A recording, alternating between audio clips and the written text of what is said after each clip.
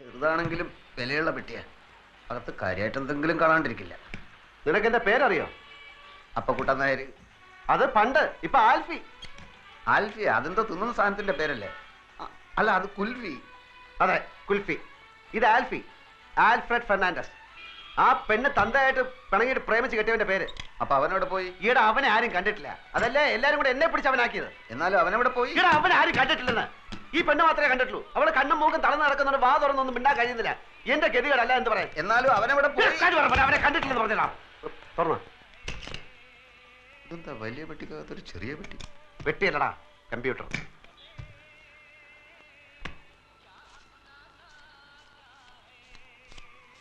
എത്രയുണ്ട്? 1100 പിന്നെ 20. അത്രേ ഉള്ളൂ? നിന്റെ അത്യാവശ്യം കണ്ടപ്പോ ഞാൻ വിചാരിച്ചു അത്രയെങ്കിലും ഉണ്ടല്ലോ.